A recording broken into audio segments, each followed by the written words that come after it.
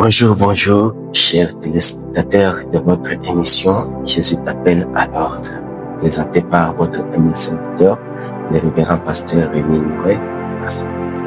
Je vous espère bien portant.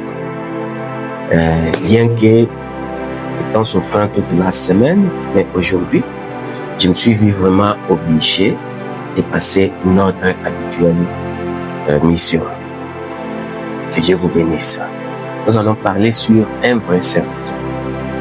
Un vrai serviteur n'est pas celui-là qui veut régner sur le peuple, mais c'est plutôt celui-là qui est au service du peuple. C'est ça ce que la parole de Dieu nous dit. Nous pouvons retrouver cela dans Exode 28, dans Malachie 2, Ézéchiel 44, 1 Pierre 2, ainsi de suite.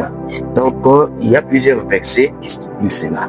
Lui-même, Jésus d'abord, qui est notre maître, c'est lui que nous servons. Il a dit ceci: soyez mes imitateurs. Imiter Christ, c'est l'humilité.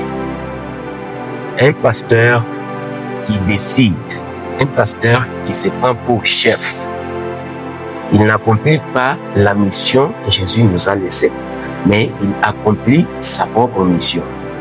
Car les miracles peuvent t'accompagner. Mais au dernier jour, lorsque Jésus reviendra, il te demandera: qu'est-ce que tu as fait selon la parole de Dieu, selon ma recommandation? Et il te dira: faux serviteur, je ne t'ai jamais connu. Pourquoi? Parce que ce que tu parles aux gens, au retour, toi-même, tu es incapable de le faire. Un pasteur, c'est un unificateur. Il unifie le peuple. C'est un rassembleur. C'est quelqu'un qui collabore. C'est un collaborateur. C'est quelqu'un qui fait confiance à son entourage. Lorsqu'il constate un dégât ou un défaut, il les réunit, il parle, il propose, et les idées qui sortent, on trouvera une solution. Un pasteur n'est pas un chef. Pourquoi je l'insiste? Lorsque tu es un chef, tu chercheras à faire selon les sentiments charnels.